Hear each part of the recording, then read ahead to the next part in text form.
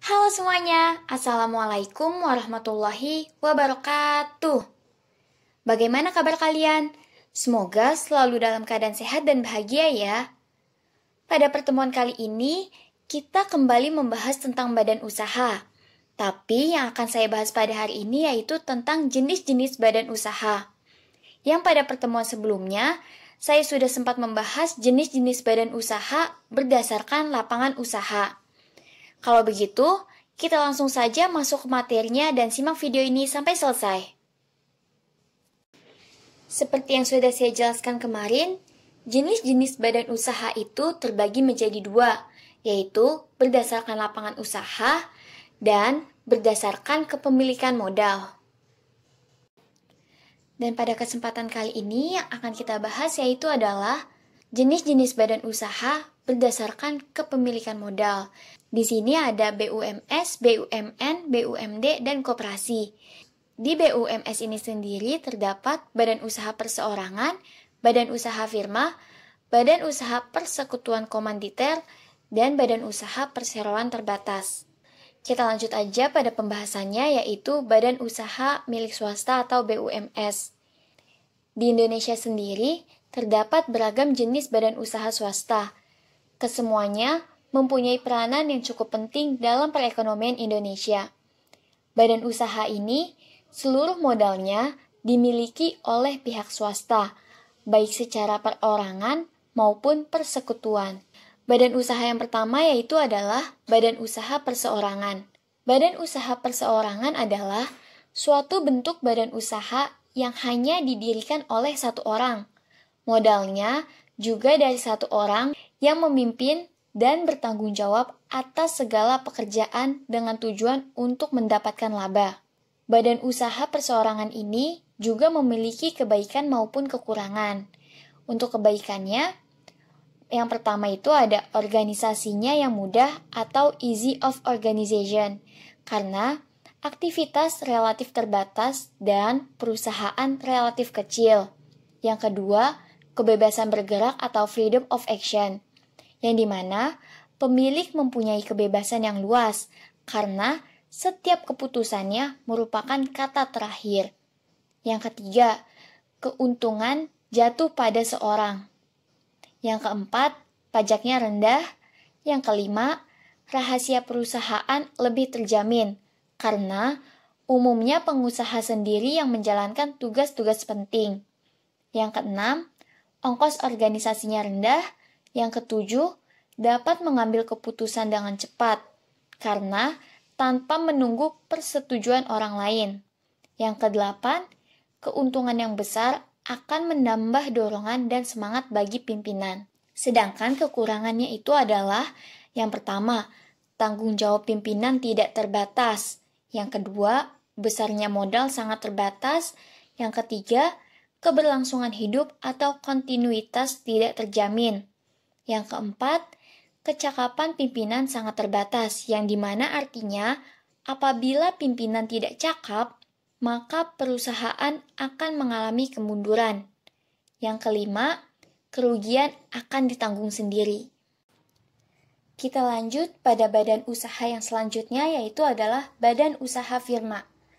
Firma adalah persekutuan dua orang atau lebih untuk mendirikan dan menjalankan suatu perusahaan di bawah nama bersama, dan masing-masing sekutu atau anggota memiliki tanggung jawab yang sama terhadap perusahaan.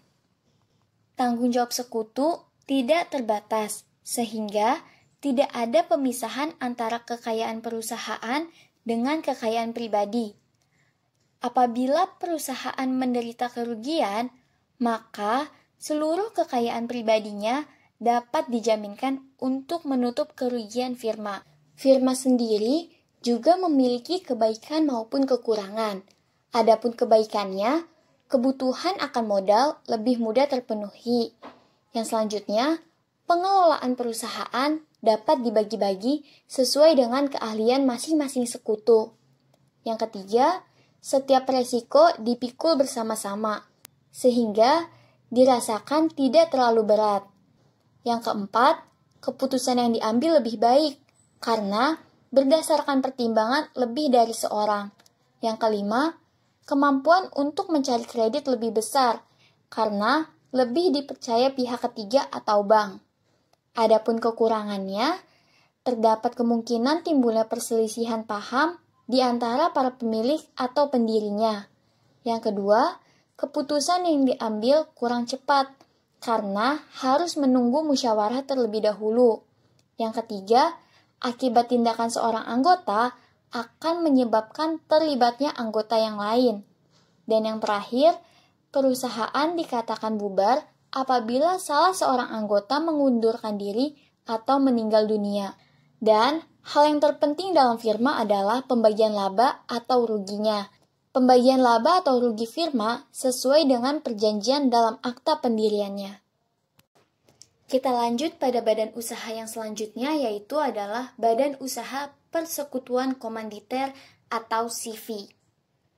Persekutuan komanditer adalah persekutuan 2 orang atau lebih untuk mendirikan usaha, yang dimana satu atau beberapa orang sebagai sekutu yang hanya menyerahkan modal dan sekutu lainnya yang menjalankan perusahaan. Jadi, dalam persekutuan komanditer dikenal dengan 2 sekutu, yaitu ada sekutu aktif dan sekutu pasif. Sekutu aktif atau sekutu bekerja atau sekutu komplementer, yaitu sekutu yang berhak memimpin perusahaan. Sedangkan sekutu pasif adalah sekutu yang hanya menyerahkan modalnya saja. Sebenarnya, persekutuan komanditer dengan firma hampir sama, sehingga kebaikan dan kekurangan firma juga berlaku untuk persekutuan komanditer. Namun ada kebaikan lainnya, yaitu modal CV lebih besar, sedangkan kekurangannya sekutu komanditer seolah-olah hanya mempercayakan modalnya kepada sekutu pengusaha saja. Dan untuk badan usaha selanjutnya yaitu adalah Badan Usaha Perseroan Terbatas atau PT. PT adalah suatu persekutuan yang memperoleh modal dengan mengeluarkan sero atau saham di mana setiap orang dapat memiliki 1 atau lebih saham, serta bertanggung jawab sebesar modal yang diserahkan. Mendirikan PT harus dengan akta notaris dan izin atau persetujuan dari Menteri Kehakiman, serta diumumkan dalam berita negara atau lembar berita negara, sehingga PT berbentuk badan hukum. Dalam akta pendiriannya harus memuat yang pertama ada nama PT dan tujuannya tidak bertentangan dengan kesusilaan dan ketertiban umum. Yang kedua, terdapat nama-nama pendiri PT serta alamatnya. Yang ketiga, tempat kedudukan PT. Yang keempat, jumlah modal PT, dan yang kelima, anggaran dasar PT. Modal yang disebutkan dalam anggaran dasar terdiri atas modal statuter, modal yang ditempatkan, dan modal yang disetor. Modal statuter yaitu modal yang tercantum dalam neraca PT. Sedangkan modal yang ditempatkan yaitu sebanyak 20% dari modal statuter harus sudah terjual. Dan modal yang disetor yaitu modal yang harus disetor ke kas PT, minimal 10% dari modal statuter. Di dalam PT, terdapat 3 badan yang menentukan keberlangsungan hidup PT. Yang pertama, ada Rapat Umum Pemegang Saham atau RUPS yang mempunyai kekuasaan tertinggi.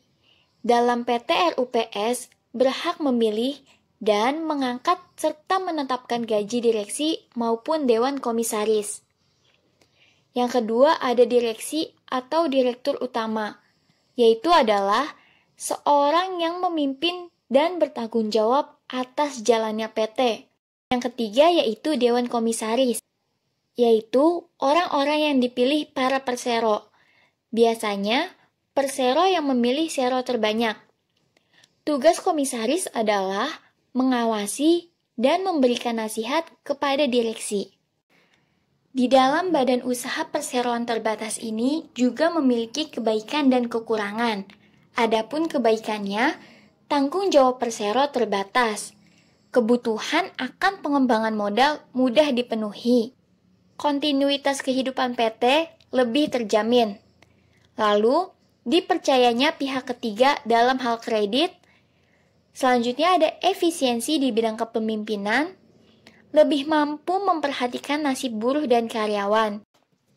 Adapun kekurangannya yaitu perhatian Persero terhadap PT sangat kurang. Yang selanjutnya, biaya dalam PT lebih besar, seperti biaya pendirian, biaya organisasi, dan biaya pajak perseroan. Dan yang terakhir, memimpin PT lebih sulit daripada perusahaan bentuk lainnya. Mungkin cukup sekian pembahasan materi pada hari ini.